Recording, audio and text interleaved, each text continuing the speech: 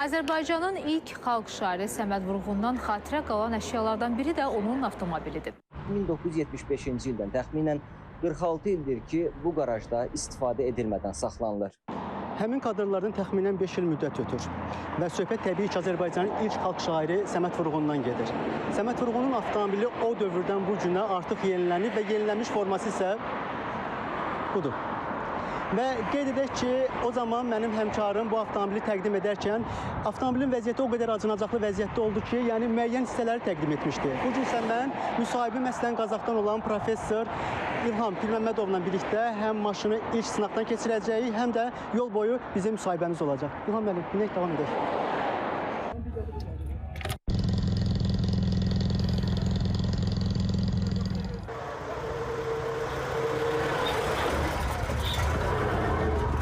Qeyd edim ki, bu avtomobildə əyləşib şəhərdə gəzintiyə çıxmaq çox sevindirici bir haldır və qeyd edim ki, bu avtomobil Qazax Xeyri İctimai Birliyinin təşəbbüsü ilə xalq şairinin 120 illik yubileyinə həsr olunub və o baxımdan da avtomobil yenidən yenilənib və xüsusilə bir detal mənim diqqətimi cəlb elədi ki, avtomobilin demək olar ki, orijinal görüntüsündən heç bir dəyişiklik olunmayıb, yəni təmir əsnasında. Təəssüratlar? Mənim üçün bu qürur verici bir hadisədir. Ağlıma gəlməzdi ki, Səməd Vurğunun vaxtı ilə 50-ci ildə aldığı 5 il özü sürdüyü bu maşında mən də otura bilərəm. Bu həqiqətən həyatımda mənim yaddan çıxmayan bir gün olacaq. Səməd Vurğun haqqında burada danışsaq bir saatlarla çəkər. Bu maşınla bağlı mən deyim, bir neçə il bundan əvvəl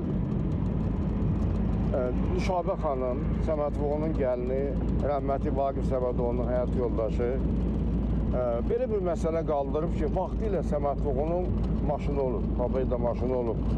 Amma o sonradan o maşını Gürcüstanda qoyub, harada qoyub. Gəlin o maşını tapaq.